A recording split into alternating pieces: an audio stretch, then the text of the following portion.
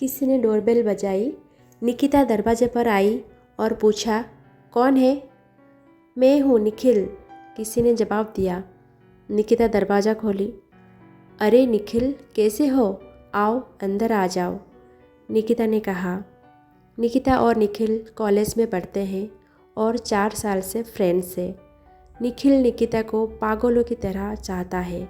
वो निकिता के लिए कुछ भी कर सकता है, लेकिन एक गरीब घर से होने के कारण वो निकिता को प्रपोज करने से डरता है। निकिता के दिल में क्या है ये निखिल नहीं जानता। निखिल बोला, निकिता, मैं अच्छा हूँ, क्या तुम मेरे बैग उठाने में मदद करोगी? निकिता बोली, इतना बड़ा बैग, इसमें क्या है? कुछ नहीं, मेरा कुछ सामान है बस, निखिल ने जवाब दिया। दोनों बैग को उठाकर अंदर ले आए। निखिल, तुम यहाँ बैठो, मैं तुम्हारे लिए पानी लेकर आती हूँ। ये बोलते हुए निकिता अंदर चली जाती है। निकिता पानी लेकर आती है। निकिता, क्या तुम मेरी थोड़ी मदद कर सकते हो? निखिल ने पूछा। इसमें पूछना क्या है निखिल, बिल्कुल कर सकती हूँ, निकिता ने मुस्कुराते हुए कहा। निखिल बोला, मुझे कुछ काम से अपने गांव जाना है। मेरा ये बैग तुम्हें अपने पास रखना होगा, लेकिन प्लीज़ इसे कभी खोलने की कोशिश मत करना। मैं तुम्हें गांव से आने के बाद बताऊंगा कि बात क्या है। तब तक प्लीज़ तुम इसे मत खोलना। कहीं ये तुम चोरी करके तो नहीं लाए? निकिता ने मजाक करते हुए कहा। अरे निकिता, मजाक मत करो, ये बोलते हुए निखिल ने बैग को एक कोने में रख दिया और वहाँ से चला गया। रात हुई। निकिता अपने कमरे में सो रही थी। तभी किसी के कदमों की आहट हुई, मानो कोई निकिता के कमरे की तरफ बढ़ रहा है। निकिता के कमरे का दरवाज़ा खुला, जिसकी आवाज़ से निकिता उठ गई। वो इधर उधर देखने लगी, पर उसे कोई नहीं दिखा। दरवाजे को खुला देख निकिता कमरे से बाहर आई। हॉल में से कुछ आवाज़ आ रही थी, मानो कोई रो रहा हो। निकिता सहमी हुई हॉल की तरफ बढ़ी। निकिता जैसे ही हॉल में पहुंची, उसने देखा कि टीवी ऑन था और वो आवाज़ें टीवी से ही आ रही थी। ये देख निकिता ने सुकून की सांस ली, लेकिन वो सोच में पड़ गई कि उसने सोने से पहले टीवी बंद किया था या नहीं। निकिता ने टीवी बंद किया और अपने कमरे में वापस जाने लगी थी कि तभी हॉल में एक कोने से कुछ हलचल हुई।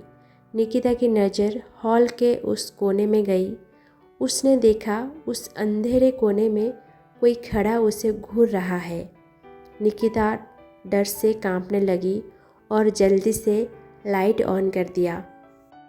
उसने देखा कि कोने में कोई भी नहीं था, बस निखिल का बैग वहाँ रखा हुआ था। ये देख निकिता को अचंभा हुआ। उसको निखिल के उस बैग पर शक था। वो बैग खोलकर देखने के लिए आगे बढ़ी, लेकिन उसे निखिल के बात याद आ गई, इस बैग को कभी मत खोलना। निकिता को निखिल पर शक हुआ। उसने बैग को खोलना चाहा, पर बैग पर ताला लगा हुआ था, तो निकिता वापस अपने कमरे में चली गई। अगले दिन निकिता कॉलेज से वापस लौटी। उसने देखा कि उसके घर का दरवाज़ा खुला हुआ है। निकिता घबरा गई। उसने अंदर जाकर देखा तो राहुल सोफे पर बैठा हुआ था। निकिता का पड़ोसी है और दोनों एक दूसरे से प्यार करते हैं, लेकिन ये बात निकिता ने निखिल को नहीं बताई है। निकिता ने पूछा, अरे राहुल, तुम कब आए और तुम्हें मेरे घर की चाबी कैसे मिली? राहुल कुछ नहीं बोला, वो बस सोफे पे बैठा निकिता को घूरे जा रहा था। निकिता उसके पास आई और बोली, राहुल, तुम ठीक तो हो? हाँ, मैं बिल्कुल ठीक हूँ, राहुल ने मुस्कुरा कर कहा। मेरा घर तो लॉक था, तुम अंदर कैसे आए? निकिता ने पूछा। तुम घर को लॉक करना भूल गई थी, राहुल ने जवाब दिया। निकिता सोच में पड़ गई, फिर जवाब दिया, ओहो हाँ शायद, सॉरी, मुझे याद नहीं था। निकिता बोली, राहुल, अच्छा हुआ तुम यहाँ आ गए। मुझे तुम्हें अपने एक कॉलेज फ्रेंड निखिल से मिलवाना था, वो बस आता ही होगा। डोरबेल बजी, शायद निखिल होगा, मैं देखती हूँ, बोलकर निकिता ने दरवाज़ा खोला। बाहर निखिल खड़ा था। निखिल, तुम सही समय पर आए हो, मुझे तुम्हें किसी से मिलवाना है, अंदर आ जाओ, निकिता बोली। निखिल, ये राहुल है मेरा बॉयफ्रेंड, हम दोनों 2 महीने से रिलेशनशिप में हैं। मैं ये बात तुम्हें बताना चाहती थी लेकिन कभी मौका ही नहीं मिला। निखिल ने जैसे ही राहुल को देखा वो घबरा गया और डर के मारे कांपने लगा। क्या हुआ निखिल? ये मेरा बॉयफ्रेंड है राहुल। निखिल ने कोई जवाब नहीं दिया, वो बस चुपचाप खड़ा रहा जैसे उसे सांप सूंघ गया हो। बोलो निखिल, क्या हुआ? राहुल ने हंसते हुए कहा। ये नहीं हो सकता, तुम तो मर चुके हो, निखिल ने राहुल से कहा। ये तुम क्या बोले जा रहे हो निखिल? निकिता बोली। हाँ निकिता, मैं सच कह रहा हूँ, मैं तुम्हें सब कुछ बताता हूँ। निखिल बोला, निकिता, मैं तुम्हें प्यार करता हूँ और तुमसे शादी करना चाहता था, लेकिन मेरे पास इतने पैसे नहीं थे कि मैं तुम्हें खुश रख पाता। मुझे लगा कि मैं कितने भी कोशिश कर लूँ पर मैं इतना पैसा कभी नहीं कमा पाऊँगा कि तुम्हें खुश रख सकूँ। इसलिए मैंने चोरी करने का फ़ैसला लिया। मुझे एक अमीर आदमी का पता चला जिसने अपने घर में बहुत सारा काला धन छुपा रखा था। मैं उस आदमी के घर में गया, मैंने पैसे चुराए और एक बड़े से बैग में भर लिए और पीछे के रास्ते से भागने लगा।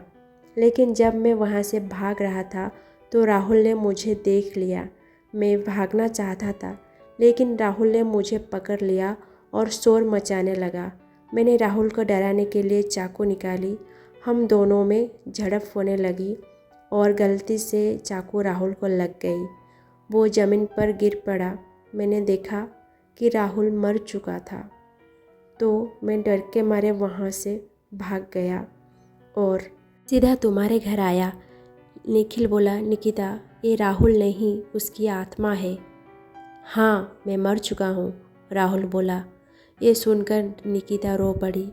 राहुल की आत्मा ने कहा, निखिल, तूने मुझे मार कर निकिता को मुझसे दूर कर दिया। निकिता मेरी नहीं हो सकी, अब मैं तुझे भी उससे दूर कर दूंगा। देखते ही देखते निखिल ज़मीन पर गिर पड़ा, उसकी मौत हो गई। निकिता बस खड़ी हुई ये सब देखती रही।